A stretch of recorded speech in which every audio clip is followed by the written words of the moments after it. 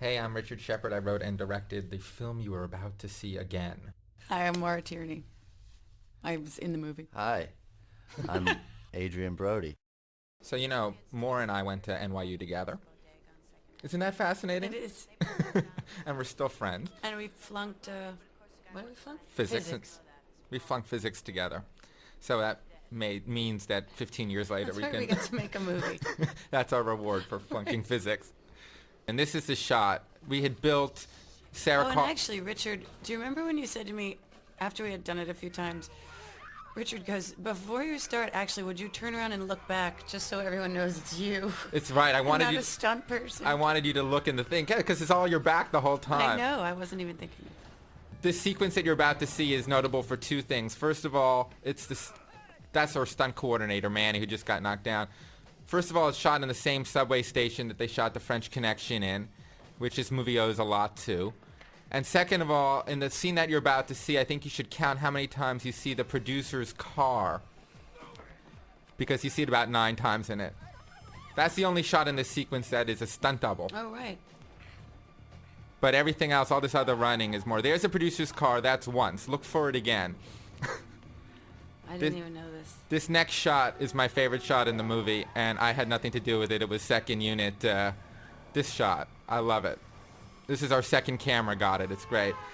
This is also a great shot. We were like running for half a block.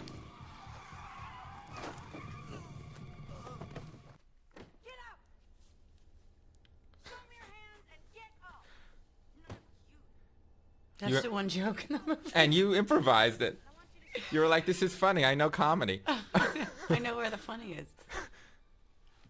What did you think about firing a gun like that? Let me see. I have to watch. Oops. It was the biggest thing to try not to blink. There's John's Actually, car again. He just where ran are about it. You're going to hide right behind it right now. John, our producer. There we There go it again. is. There it is. But then I started watching other movies, and I would watch to see like Lethal Weapon and stuff to see if people blinked. And did they? And they do, yeah. So it's okay if Mel Gibson blinked? I felt better about blinking a little because Manny, that stunt dude, did not blink and didn't wear earplugs. He was very hardcore. I thought earplugs were for sissies. This was a horrible scene to edit. We didn't get the footage that I wanted, and it took us forever to What cut. didn't you get?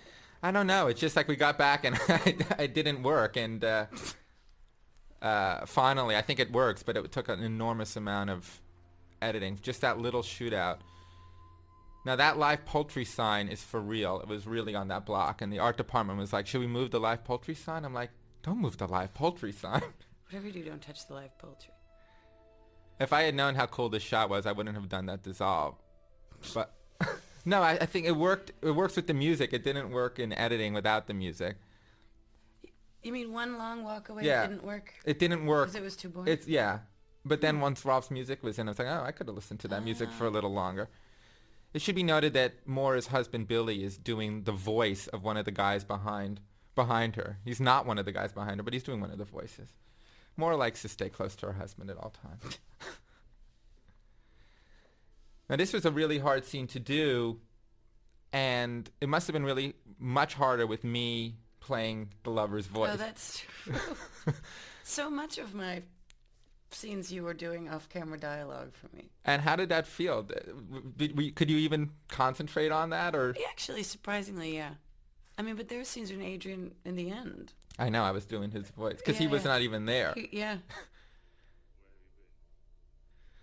I always thought it was kind of a little strange with me doing the voice of your lover, but It's not too bad, though, because you don't really try to act. You just simply say... what are you talking about? I was really trying to act. Yeah, but it's better that you didn't overact. You thank just you sort very of much. read them. I don't listen to the other actors anyway. Exactly. so It's all about you. Yeah. You were great in this scene. Why, thank you, Richard. No, you really were. When Oleg Krupa, who plays your lover, auditioned, it was the scariest audition in the world because he improvised off the lines he had and made everyone in the room completely convinced that he was exactly this character, sort of a sexual sadist. He's very committed. He is. He's great. He was really into the scene. No, he was very thoughtful about it and very... I know, we nice. rehearsed an enormous amount of time for such a short scene.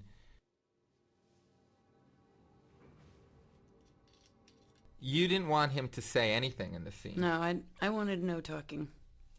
But I didn't win. But you did a few times. It was actually interesting for me as a director to have an actress tell me not to cut dialogue. And it worked a lot of the time we did it, like in the interrogation. I still think it would have worked in this scene. I'm sure you do. Watching it. It's clear what's going on, no? See? He's offering me a drink.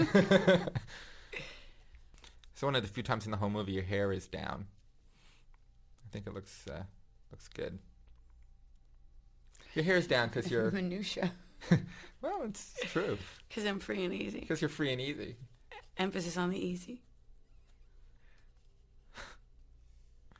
It's hard to watch a scene and not laugh, but you'd like to believe that when people are watching it, they're not laughing. I can't believe you just said that.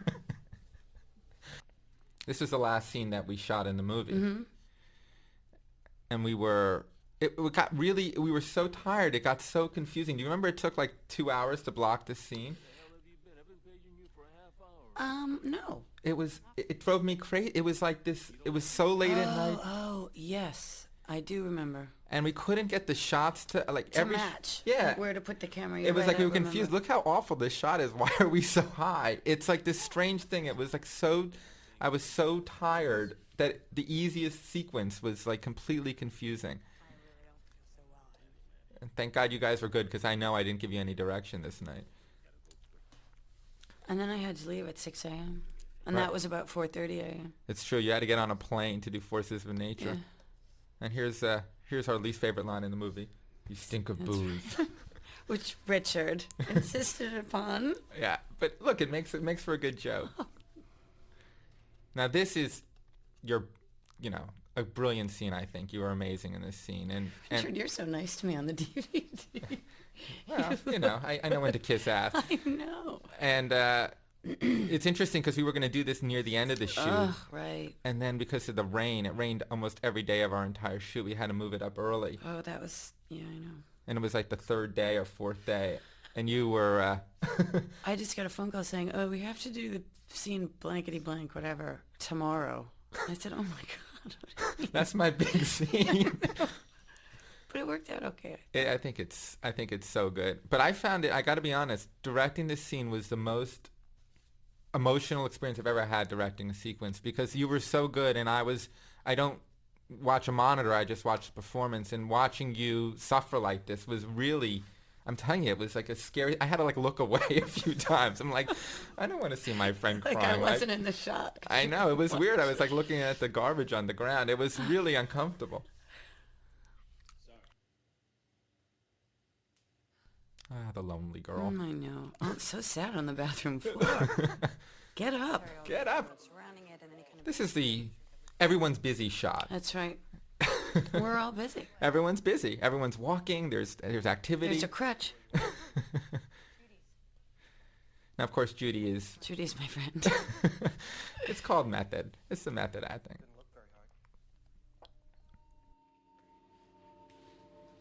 Also, you know what? It wasn't really hot. All we wanted it to be was hot, and it wasn't hot, so we all had to have glycerin It's true. and water poured over us. Everyone had Single sweat. scene. Like when it was supposed to be hot, it wasn't hot, and when it was, it was crazy. And if you put glycerin sweat on actors, they're allowed to claim that you're making them do water stunt. I didn't really? So one of the extras decided he would get an extra $50 by complaining that the sweat went on him. But everyone claims that the sweat really works. They love it. But I mean, it looks like sweat. it looks like sweat. It just was so funny that it just wouldn't be hot ever. So why did you do this movie? Well, Richard. Hey, of course, a chance to work with you. Which is true. I mean, we've known each other for a long time, and it's very exciting to work with your friends. It doesn't ever get to happen. It's a very powerful feeling. It's great to be able to make a movie It with your really is. friends. It's nice. Huge thrill. And then also, I always was, I mean, I read the script years ago just to read it because I was reading your script, and I always was struck by the fact that the character was written pretty much like a man, which never happens. She doesn't really have any sort of traditional cliched feminine I don't want to say weakness, but this sort of, I tend to write women as men. yeah, and it's very seldom seen, and I was really attracted to that sort of see, you know, My father only liked to see me when I was perfect. how to do that.